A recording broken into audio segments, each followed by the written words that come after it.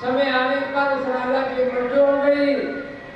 ये पुरंदर वहां पर उसके पीछे से शक्ति होने के लिए चली। तब वो अज्ञात नाम का उसका जो दोस्त था वो आया, बोले तुमने कौन हो, मेरे को पहचाना? बोले नहीं पहचाना। बोले मैं तुम्हारा अज्ञात नाम का मित्र हूं। इस प्रकार पुरंदर को समझाया। तब उसको याद आया कि हाँ तुम दोनों दोस्त है। ये जीव और परमात्मा, अज्ञात नाम का जो है जीव है, ये परमात्मा है, पुरंदर जीव है। इन दोनों की एक कहानी है। वो विदर्भ देश की सुंदर कन्या हुई और पांडु देश के राजा मलेन्द्र से उसका विवाह था और उसके साथ शादी हो गई थी। तो उसको और अज्ञात नाम के मित्र ने उसको समझाया और उसे समझ में आया कहा वास्तव में तो मैं हूं। तो इसका पुरंजन का बताना तात्पर्य क्या है? ये शरीर ही पुरंजन है। इसी के जो दरवाजे क्या नगरी सुंदर नगरी है, इसमें जो कन्या है वो बुद्धि है और ये अज्ञात नाम का जीव भगवान साक्षात भगवान है। इस प्रकार वो जीव के बारे में और ये बातें सारी जो है पुरंजनो अच्छा बताया है।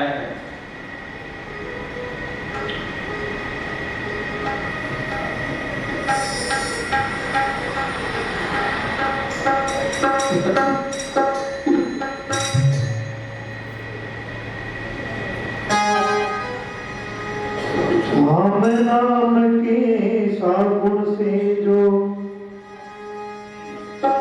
मन का मेल छुड़ाएगा, निर्मल मन के दर्पण में वह राम के दर्शन पाएगा।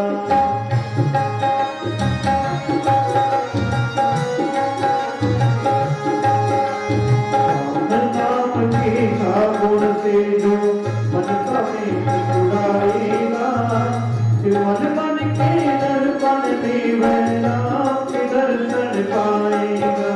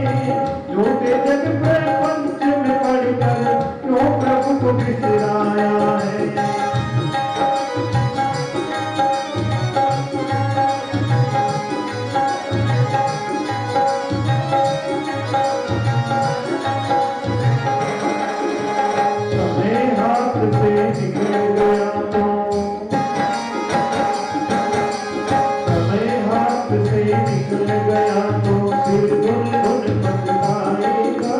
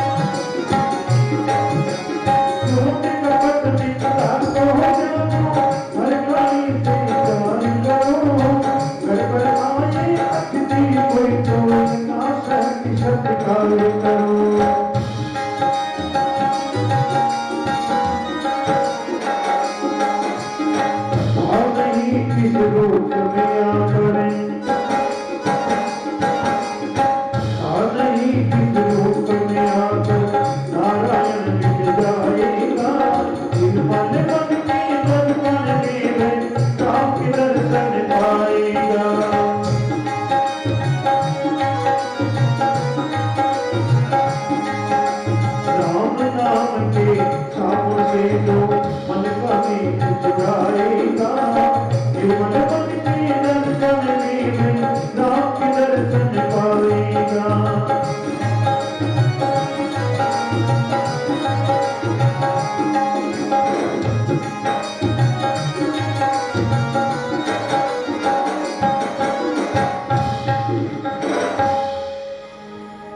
भगवान की जय हो। प्रचेताओं का यह होने के बाद में नारद जी उनके पास में आए। नारद जी ने और प्रचेताओं को उपदेश दिया, उनको समझाया। तो नारद जी ने प्रचेताओं से कहा, देखो ये संसार की कैसी स्थिति है, आप उसे एक दृष्टांत बताओ। ये भागवत नहीं हो, अन्यत्र दृष्टांत है। एक जादूगर, जादू दिखाने वाला राजा के पास में आया और राजा से कहा, राजा मैं आपको मेरा जादू दिखाना चाहता हूँ। राजा ने कहा, भाई बहुत अच्छी बात है, दिखाओ। सारा जनता इकट्ठी हो गई, उसने अपना जादू दिखाना शुरू किया। एक कंबाइनर एक हमारा बीच में एक तार बांध दिया, उस तार पर चले, कभी ऊपर जाता है कभी नीचे आता है। अपना इधर से जादू दिखा रहा था। जादू दिखाते दिखाते आकाश से एक कागज का टुकड़ा नीचे गिरा। उस कागज के टुकड़े को देख करके जादूगर ने राजा से कहा, राजा मेरे इंद्र का यहाँ बुलावा आया है, मैं इंद्र के बुलावे के अनुसार वहां जा रहा हूँ। अभी अभी मैंने विवाह किया है, मेरी पत्नी है, इसका ध्यान रखना, मैं जब तक वापिस आऊँ तब तक। ऐसी कहकर एक कांचे सूर की कोकड़ी आकाश में फेंकी और उस कांचे सूर की कोकड़ी को पकड़ करके वो आगे चला गया और अदृश्य हो गया। कुछ देर थोड़ी देर बाद में ऊपर से आवाज आई, लड़ाई झगड़े थे।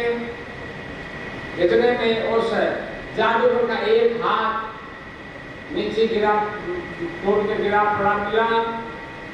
बोले, उसकी पत्नी बोली कि मेरे पति का हाथ है, फिर दूसरा हाथ आ गया, इधर सिर आ गया, उसके धड़ आ गए।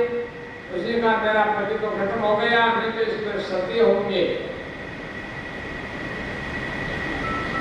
सत्य देख लो, सती हो गई। सती होने के बाद में वो जादूगर वापिस वो खोपड़ी से पकड़ करके नीचे आया। बोले, मैं इंद्र का काम करके आ गया हूँ, मेरी पत्नी का बताओ। राजा ने कहा, तुम्हारी पत्नी तो सती हो गई।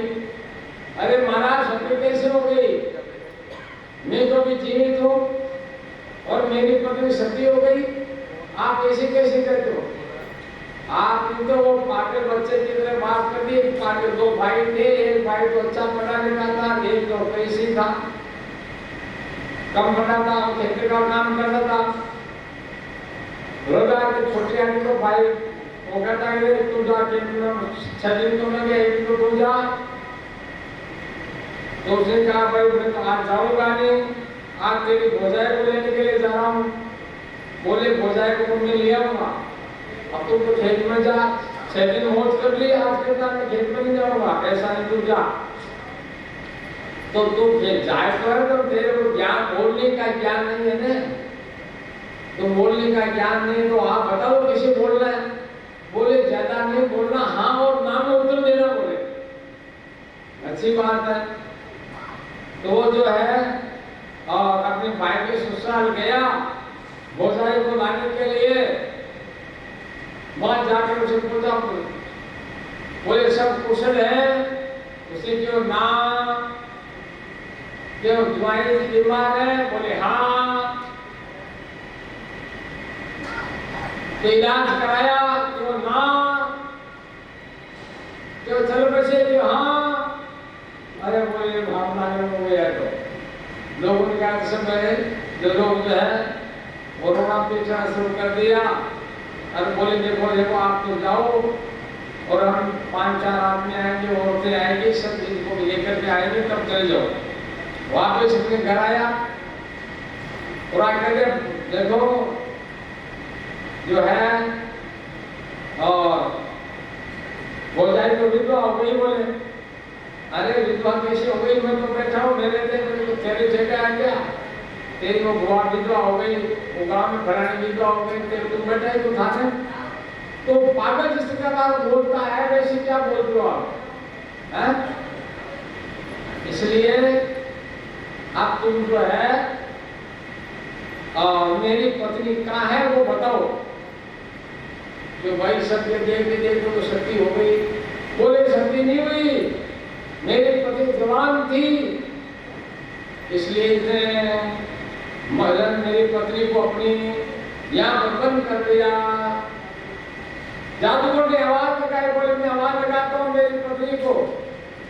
जादूगर ने आवाज लगाई, आवाज लेकर पत्नी अंदर से बोली कि मैं राजा के कमरे में ताले में बंद हूँ। बोले अच्छा, अब ताला खोला, जादूगर की पत्नी आई। जादूगर और जादूगर की पत्नी राजा के धोख लगाई और कहा हमारा ये अंतिम खेल है। खेल दिखाया तो जिस प्रकार जादूगर ने खेल दिखाया वही संसार भी इसी प्रकार का खेल है। बोले ये प्रचेताओं को नारद जी ने समझाया। तो नारद जी संसार तो एक तरह से खेल है, इसमें आप इस प्रकार का कोई विचार नहीं करें। इस प्रकार प्रचेता लोग और वापस भगवान की तपस्या करने के लिए चले गए। तपस्या का मौसम बीत गया, भगवान साक्षात प्रकट होकर के प्रचेताओं को दर्शन दिया। इसके बाद में प्रियव्रत का चरित्र इसमें सुनाया गया है। प्रियव्रतो भगवत आत्मराम कदम मुनि गिरिर्मत इदमूलम कर्म भद्रे पराभव। राजा ने पूछा महाराज ये प्रियव्रत साक्षात और भगवान का बड़ा भक्त था, आत्मराम था, गर्भासन में उसका कैसे रुचि हुई, ये आपसे सुनना चाहते हैं। सुखदेव जी करते राजन तुम्हारा कदम बहुत ठीक है, जिसका चित्त परिवर्तित है श्री हरि जी परम मधुर है। चल कदम में माकर कदम में लग जावे, वो दूसरी जगह कहीं नहीं लगता है। वो जो है और ब्रह्मा जी के कहने से और इस गृहस्थ आश्रम में प्रवेश किया और इस गृहस्थ आश्रम में भी भगवान का ध्यान करके अपना काम किया। उसके बाद में अग्निद्र का चरित्र है और उसके बाद में है राजा नाभि का चरित्र है। नाभि भी साक्षात और भगवान के ध्यान में रहते थे। एक दफे राजा अग्निद्र के गुरु नाभि के कोई संतान नहीं थी, इसलिए उन्होंने अपने भार्या मृगदेवी सहित पुत्री की कामना से एक यज्ञ करवाया। ने कहा हम आपके अनुगत भक्त हैं, हम आपसे पुनः पूजनीय है, किंतु हम आपकी पूजा करना जानते हैं। हम तो बार बार आपको नमस्कार करते हैं, इतना ही हमें मां को ने सिखाया है। इसके सिवाय तथा जैसे कोई अरे धन को धन लुट जावे, उसी प्रकार ये काम जो है नाटक विज्ञान पुरुषार्थ है। 3 प्रकार का कष्ट होता है। 3 प्रकार का कौन सा कष्ट? एक तो किसी का धन यदि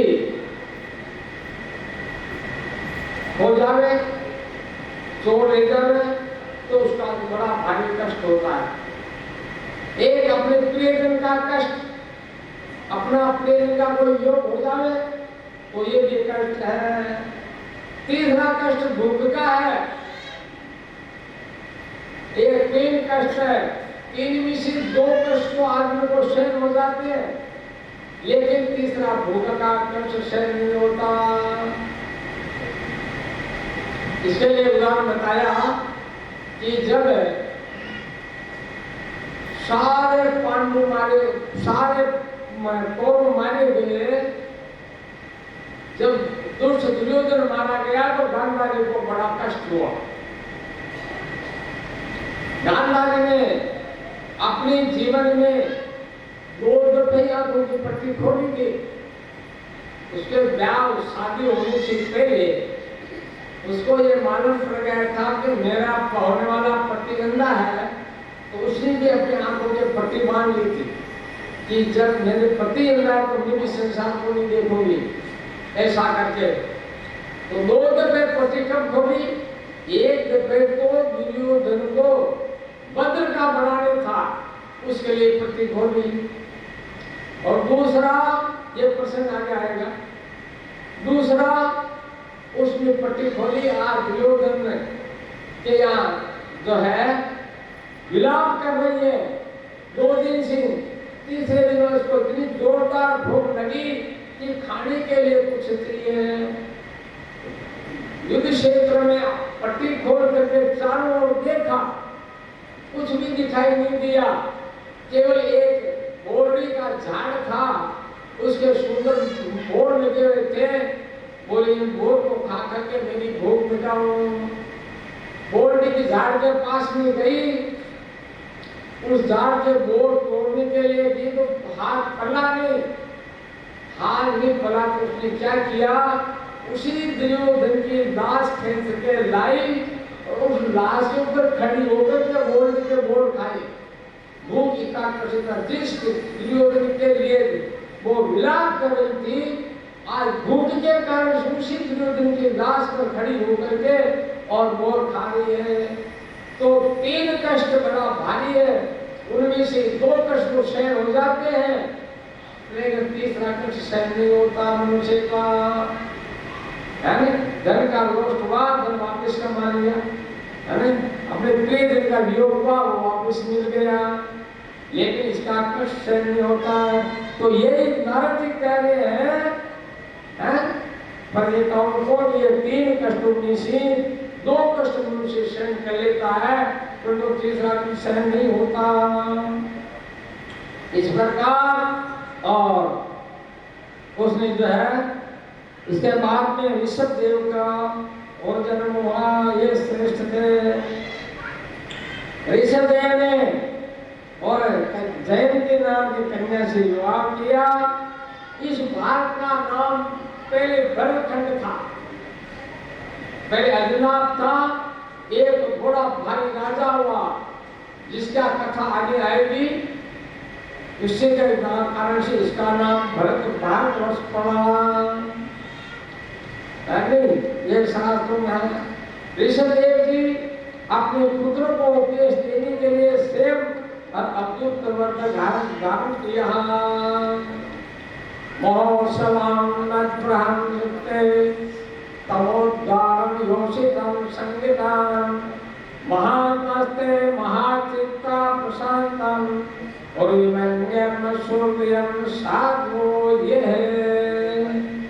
इस प्रकार पुत्र को उपदेश दिया और अवधूत ग्रंथ धारण किया। इसके बाद में पुत्र सिंह का ये शरीर नश्वान है, इस शरीर के द्वारा, लेकिन देखो ये शरीर में कितने अवगुण हो, लेकिन और एक गुण सबसे बड़ा है। इस शरीर के द्वारा आप तपस्या करके भगवान की प्राप्ति कर सकते हो, भगवान का पूजन कर सकते हो, और योनि में जाओगे तो आपको कर्मों का फल ही मिलेगा। आपको स्वर्ग मिलेगा, तो स्वर्ग में जो है और स्वर्ग की अप्सराएं मिलेगी, सब प्रकार का सुख मिलेगा, लेकिन भगवान का पूजन नहीं मिलेगा। वहां भागवत कथा सुनने को नहीं मिलेगी। भागवत कथा तो इस पृथ्वी पर सुनने को मिलेगी, पृथ्वी लोक पर ही। मनुष्य शरीर में सब प्रकार की चीजें मिलेगी। कर्म 3 प्रकार के होते हैं। 3 प्रकार के कौन कौन से? एक तो प्रारंभ कर्म,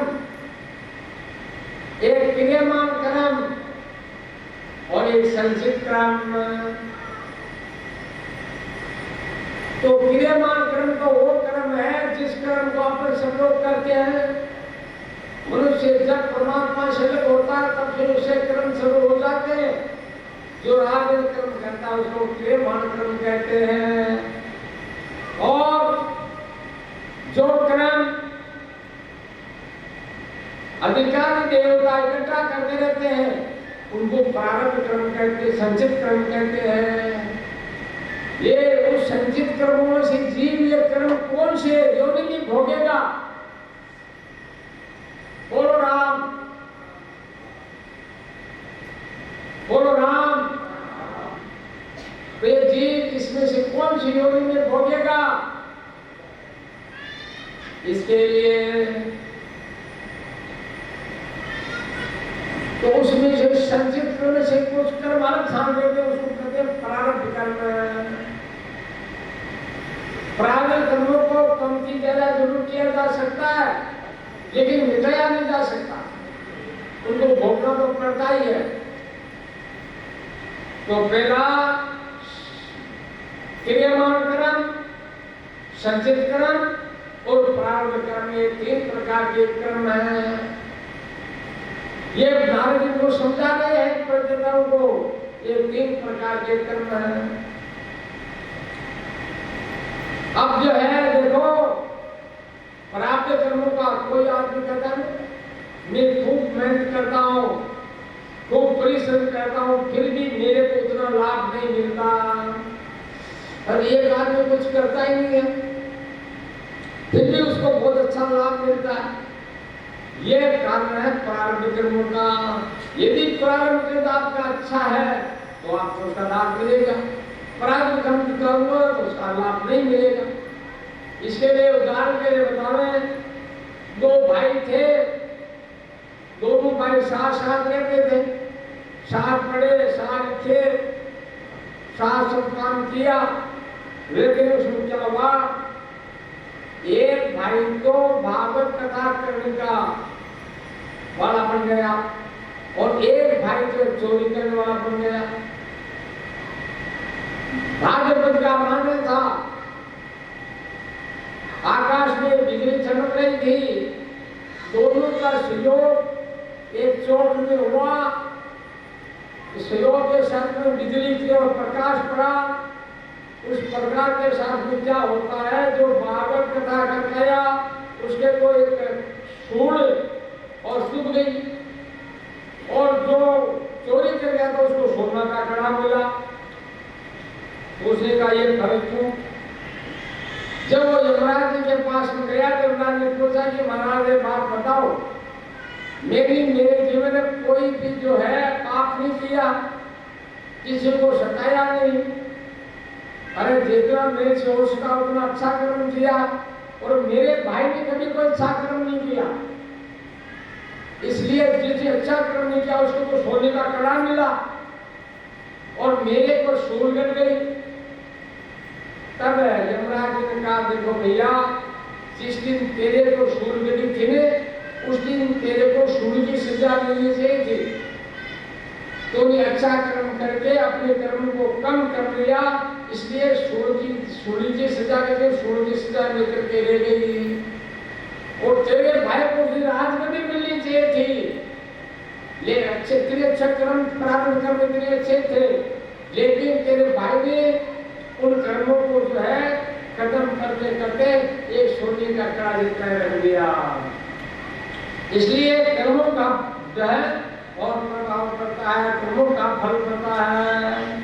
और हमने आपको ये 3 प्रकार के कर्म बताए हैं, संचित कर्म, प्रारब्ध कर्म और क्रियमान कर्म।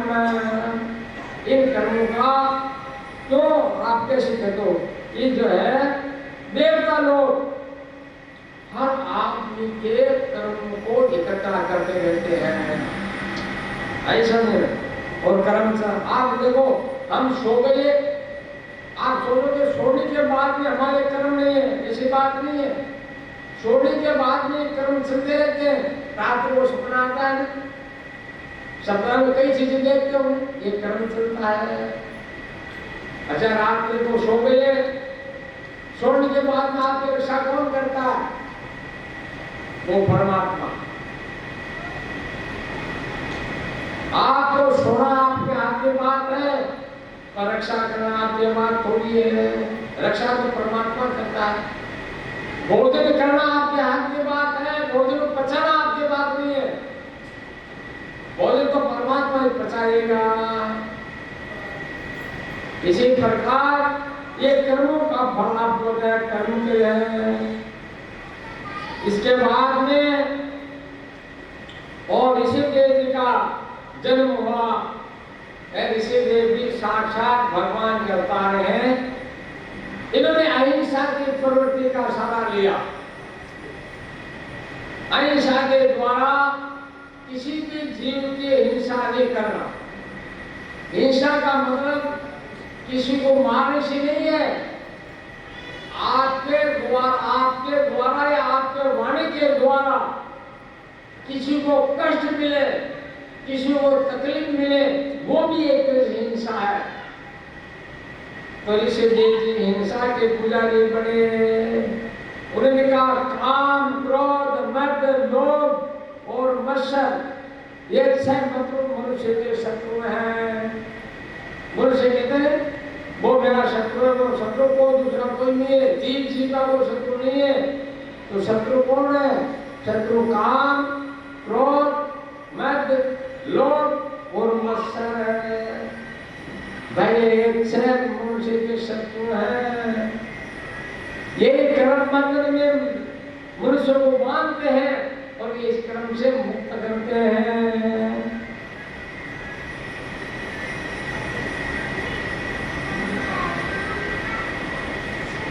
और वो जो है ऋषिदेव जी बड़ी भारी तपस्या में लगे। अपने बच्चों को उपदेश दिया कि बच्चों, और संसार में प्रभु से बढ़कर कुछ दूसरी नहीं है। शरणम कीर्तन के लिए शरणम पाद सेवना। अरे शरण कीर्तन के अलावा दूसरा कोई चीज नहीं है ये संसार में। और सबसे बड़ी जो है बात है भगवान का भजन करोगे, वही करने वाला है।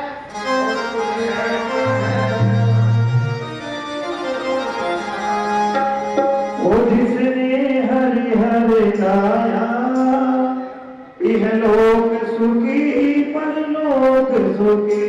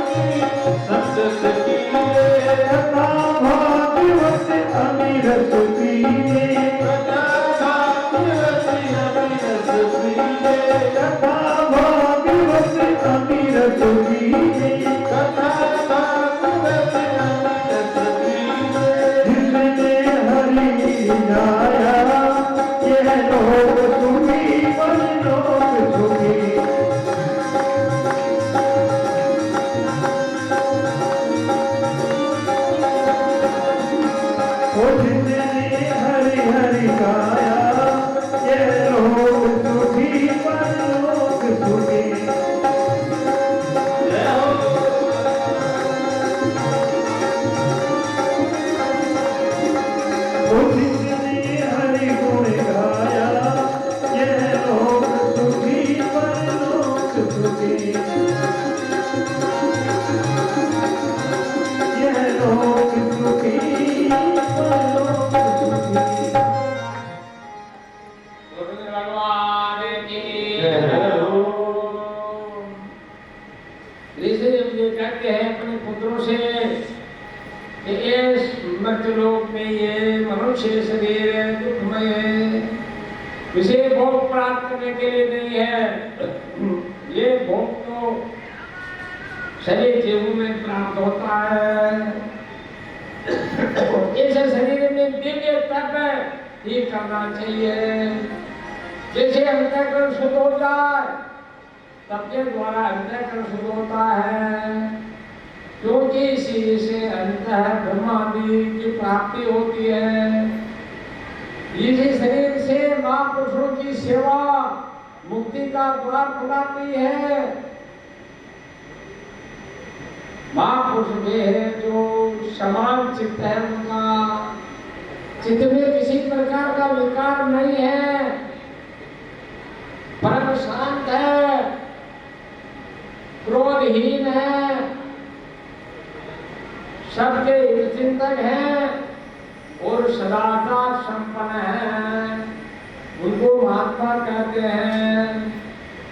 मुझे परमात्मा के प्रेम का ही जो एकमात्र पुरुषार्थ मानते हो, केवल शिव का ही चर्चा करने वाले लोग हैं तथा स्त्री पुत्र धन आदि की सामग्री से संपन्न गुणों में जिनकी अरुचि हो और जो लौकिक कार्य में केवल शरीर निर्वाह के लिए ही प्रवृत्त होते हैं। धन इतना रखना चाहिए जितना शरीर का निर्वाह हो जाए, शरीर का काम चल जाए। मनुष्य अवश्य परमात्मा से तो कर्म करने लगता है, उसके प्रवृत्ति इंद्रियों को तृप्त करने के लिए होती है। मैं इसे अच्छा नहीं समझता, क्योंकि इसके कारण आत्मा को यह अशक्त और दुखमय शरीर प्राप्त होता है।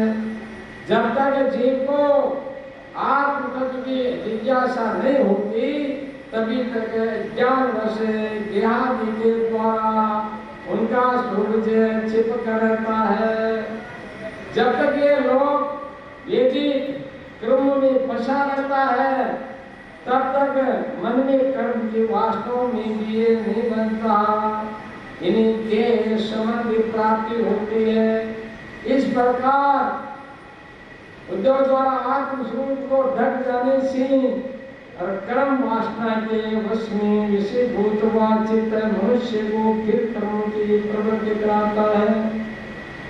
अतः जब तक और उसके मुझे वासुदेव में प्रीति नहीं होती, तब तक देह संबंध से छूट नहीं सकता। परमात्मा की तपस्या नहीं करेगा तब तक इस संसार से छूट नहीं सकता। सर्वथा में पागल जीव जब तक एक दृष्टि से आश्रय को मिलते नहीं मानता, तब तो आत्मा की समृद्धि खो बैठता है।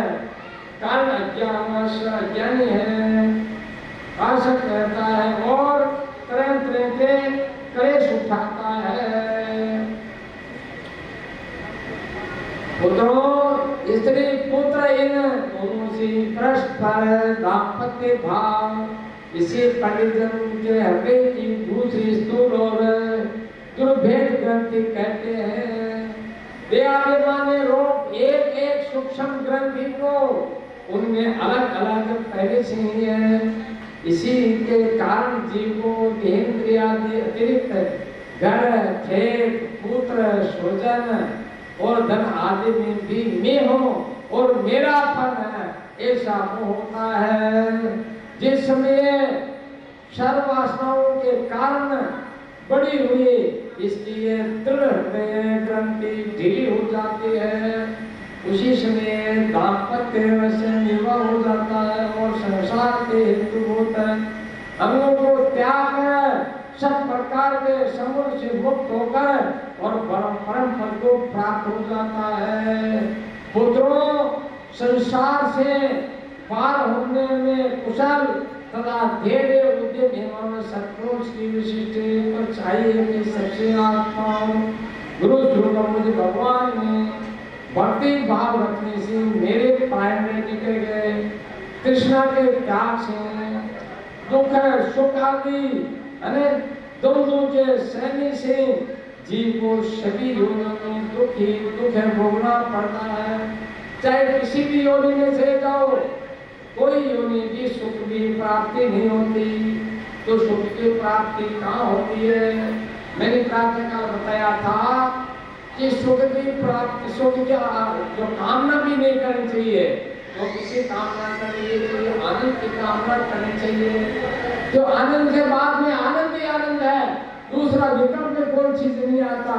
किंतु सुख के बाद में दुख आता है और दुख के बाद में सुख आता है। तो पुत्रों, इस विचार से तत्व विद्याओं से तप से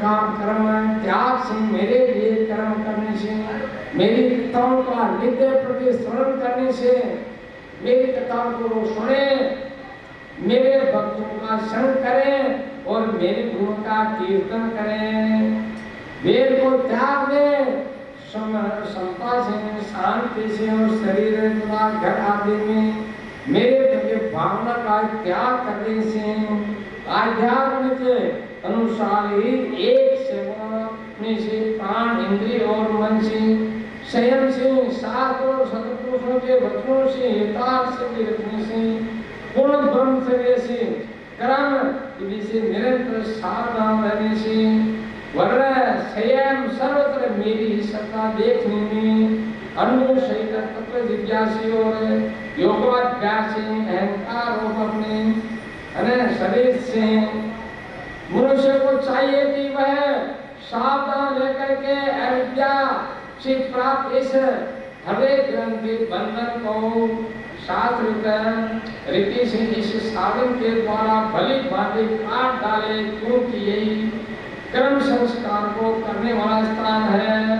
तदनंतर सावधान का भी और परित्याग कर दे, जिससे मेरे लोक की इच्छा हो, वह जो मेरे अनुग्रह की प्राप्ति ही परम पुरुषार्थ है।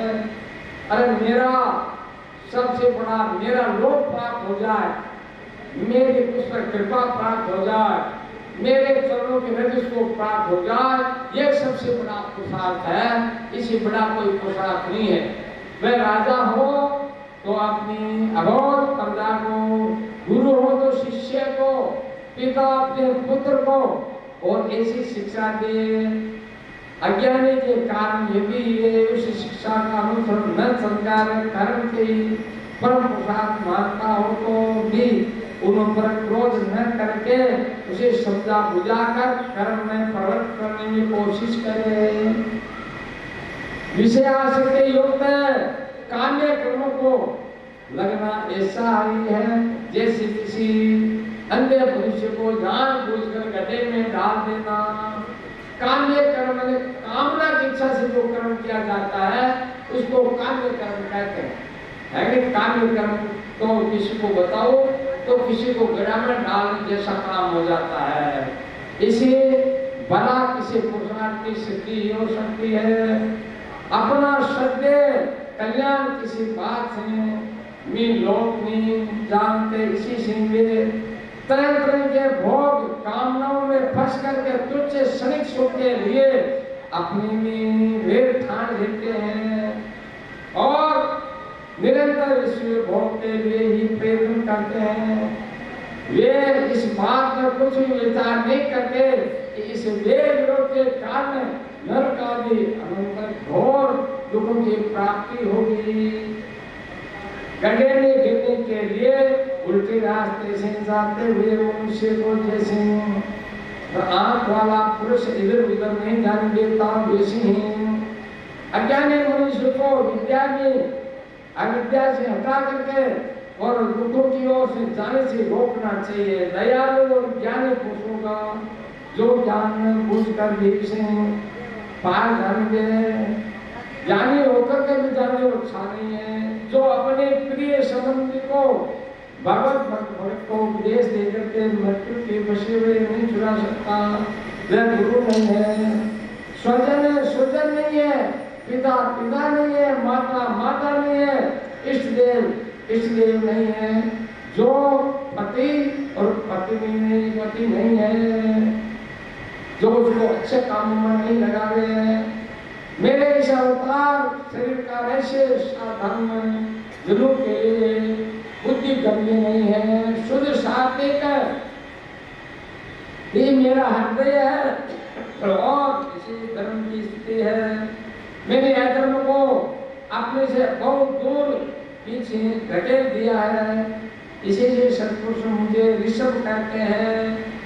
तुम सब मेरे इस शुद्ध सर्वमय हृदय से उत्पन्न हुए हो, इसलिए मत से छोड़ करके बेबाक छोड़ करके बड़े भाई भरत की सेवा करो। उसकी सेवा करना मेरी सेवा है और यही तुम्हारा प्रजा फल भी है। अन्य सब भूतों की और अपेक्षा वृक्ष अत्यंत श्रेष्ठ है, उसी चलने वाले जीव श्रेष्ठ है, उससे भी कीट आदि उपेक्षित है, ज्ञान पशु आदि श्रेष्ठ है। पशुओं में मनुष्य श्रेष्ठ है, मनुष्य में प्रमथ गण श्रेष्ठ है, परंतु में गंधर्व श्रेष्ठ है और गंधर्वों में सिद्ध श्रेष्ठ है और सिद्धों से देवता श्रेष्ठ है और अनुयायी इंद्र आदि श्रेष्ठ है। इस प्रकार का और श्रेष्ठ बात है। इसे असुरों से देवता और देवताओं से इंद्र श्रेष्ठ है, इंद्र से भी ब्रह्मादेव श्रेष्ठ है। पुत्रों दक्ष आदि प्रजापति श्रेष्ठ है, ब्रह्मा के पुत्रों में रुद्र सबसे श्रेष्ठ है। ये ब्रह्मा जी से उत्पन्न हुए हैं, इसलिए ब्रह्मा ने उसको श्रेष्ठ कहा है। वे भी मुझसे उत्पन्न है और मेरी उपासना करते, इसलिए मैं मुझसे श्रेष्ठ हूँ। परंतु ब्राह्मण मुझसे भी श्रेष्ठ है। देखो ब्राह्मणों को सबसे श्रेष्ठ माना, क्योंकि वे उन्हें पूज्य मानते हैं। ब्राह्मण सबसे श्रेष्ठ जो माना गया है कि पृथ्वी में तीर्थानी, पृथ्वी पर जितने भी तीर्थ है वो सागर में निवास करते हैं। सागरे सर्व तीर्थानी, सागर में जितने भी तीर्थ हैं विप्र से दक्षिणे पदे, ब्राह्मण के दक्षिण पेड़ में निवास करते हैं, इसलिए ब्राह्मण को सबसे श्रेष्ठ माना गया है। सभा में उपस्थित ब्राह्मणों के लक्ष्य करके विप्रगण दूसरे किसी भी प्राणी को मैं ब्राह्मण के समान नहीं समझता, फिर भी उनसे अधिक तो मान नहीं कह सकता हूँ। लोग श्रद्धा पूर्वक ब्राह्मण के मुख में जो अनादि आहुति डालते हैं उसी में तृप्त हो जाता हूँ, उसे प्रसन्न होता हूँ। जैसे अग्निहोत्र में होम करते हुए सामने से स्वीकार नहीं करता, लेकिन ब्राह्मण को भोजन करने से तुम्हें और उसको स्वीकार करता हूँ। उन्होंने इस लोक में आध्यात्मिक द्वारा मेरी और वेद रूपी की सुंदर मूर्ति धारण कर रखा है, जो परम पवित्र सत्गुण संपन्न सम दम सत्य दया आत्म तितिक्षा ज्ञान आदि 8 गुणों से संपन्न है। उन ब्राह्मणों से बढ़कर और कौन हो सकता है जिनमें 8 गुण हैं? कौन से 8 गुण? जैसे इसमें है सत्व गुण, क्षमा, धर्म, सत्य, दया, तप, तितिक्षा और ज्ञान आदि, ये 8 गुण जिसमें संपन्न है, जिसमें है वो ब्राह्मण मेरे को सबसे प्रिय है। मैं ब्रह्मा जी से और अनंत हूँ तथा स्वर्ग मोक्ष आदि देने की भी सामर्थ्य रखता हूँ, किंतु मेरे अकिंचन भक्त ऐसे निष्क्रिय होते हैं कि वे मुझे भी कुछ नहीं चाहते, फिर राज्य आदि अन्य वस्तुओं के तो उनकी इच्छा ही नहीं होती। पुत्रों, तुम जो है संपूर्ण चराचर है वो तुमको मेरा ही शरीर समझो, शुद्ध बुद्धि से पद पद पर उनकी सेवा करो, यही मेरी सच्ची पूजा है। मन, वचन, दृष्टि और अन्य इंद्रियों की चेष्टाओं का साक्षात फल मेरा ही इस प्रकार पूजनीय है। इसके बिना मनुष्य अपनी मोहमय काल मोचित छोड़ नहीं सकता। इतनी बातें होने से और वो काल को छूट जाता है। राजन ऋषिदेव ने पुत्रों को यद्यपि सेवी सब प्रकार से सुशिक्षित किए थे, तो भी लोगों को शिक्षा देने के उद्देश्य से और महाप्रभावशाली परम सुंदर भगवान ऋषभ ने उन्हें इस प्रकार का उपदेश दिया। ऋषभदेव के 100 पुत्रों में भरत सबसे बड़े पुत्र थे। वे भगवान के परम भगत प्रायण थे। ऋषभदेव जी ने और पृथ्वी का पालन करने के लिए उन्हें राज में बैठा दिया और स्वयं समशील निवृत्ति प्रायण महामुनि की भक्ति ज्ञान और वैराग्य का परम उचित धर्मों की शिक्षा देने के लिए बिल्कुल विरक्त हो गए है। केवल शरीर मात्र प्रीत में रखा और सब कुछ घर पर रहते हुए छोड़ दिया।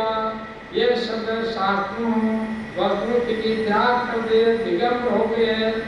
उस समय उनके बल बाल और इत्यादि बिखरे थे। मोहम्मद का देश था, इसलिए स्थिति में वे सैनिक थे, सन्यासी हो गए। ब्रह्मचर्य व्रत का आधार करके और संसार से बाहर निकल गए। वे सर्वथा मौन हो गए, मौन धारण कर लिए। देखो मौन के अंदर बड़ा भारी गुण है। एक दृष्टांत है, एक राजा के कोई पुत्र नहीं था। लोगों ने राजा से कहा, ब्राह्मण ने राजा से कहा, भाई संतान गोपाल का अनुष्ठान कराओ। राजा ने संतान गोपाल का अनुष्ठान कराया, कोई पुत्र नहीं हुआ। किसी ने कहा संतों के आशीर्वाद से पुत्र हो जाएगा। ये कथा कल मैंने आपको बताई थी कि संतों के आशीर्वाद से पुत्र हो गया था।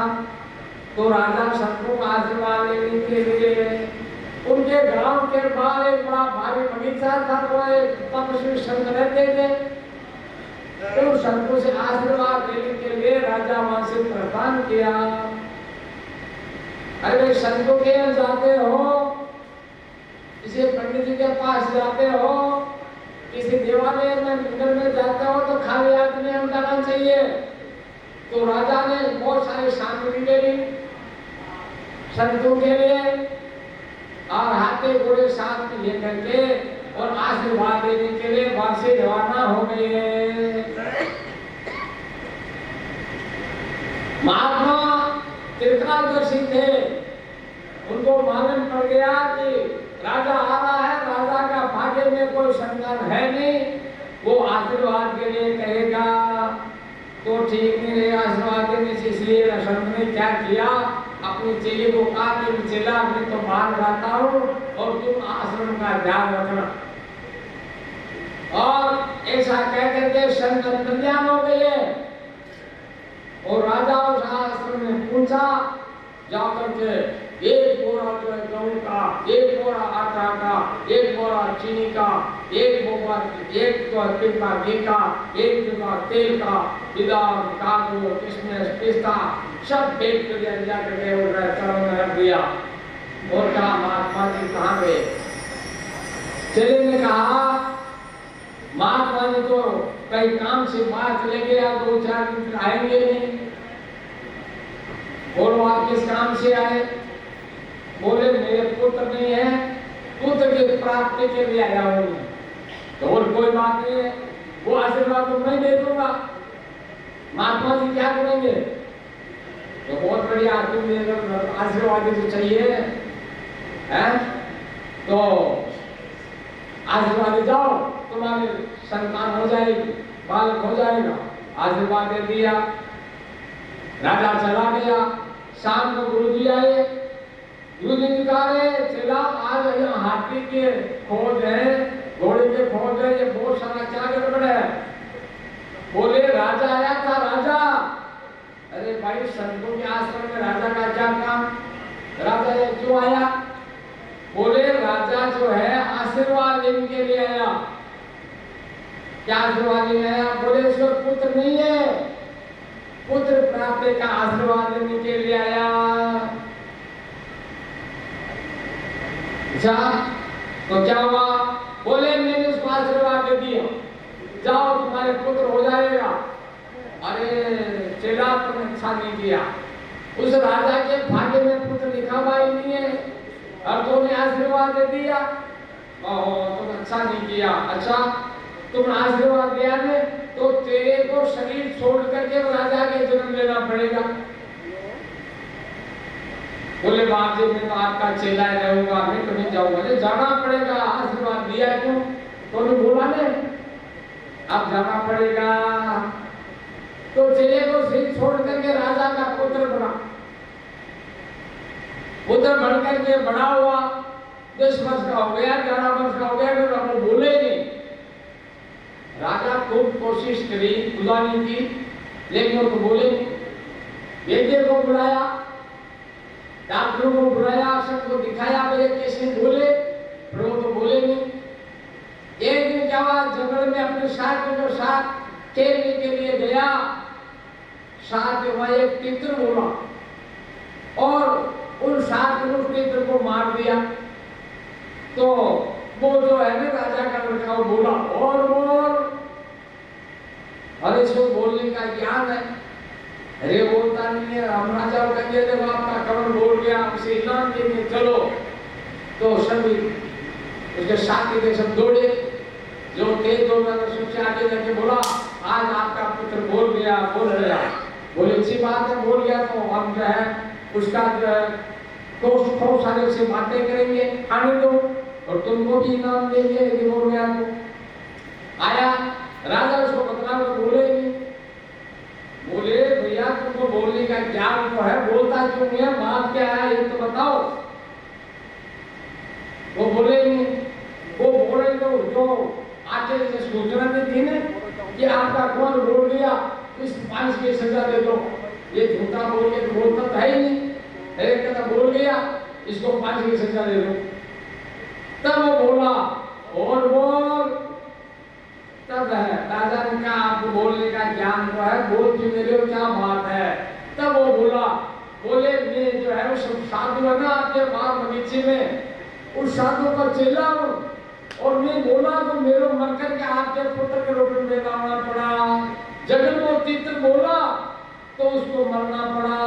ये बालक आकर के आपको बोला तो इसको हमारे पास किस तरह सुना दिया आपने। तो वो बोलता है, वो फंसता है। इसलिए ज्यादा नहीं बोलना चाहिए, मौन रखनी चाहिए। आवश्यकता हो उतना ही बोलना चाहिए, उसी ज्यादा नहीं बोलना चाहिए। जो ज्यादा बोलता वो फंसता है नहीं। इसलिए ज्यादा सीधी शिक्षा मिलती है कि ज्यादा नहीं बोलना चाहिए। तो ऋषभदेव जी अपने पुत्रों को यही बात बता रहे हैं कि ज्यादा नहीं बोलना चाहिए। आप मौन के ऊपर एक भजन सुनाएंगे। भजले प्राणी रे अज्ञानी, 2 दिन की जिंदगानी वृथा क्यों भटक रहा है, वृथा क्यों भटक रहा है, वृथा क्यों भटक रहा है।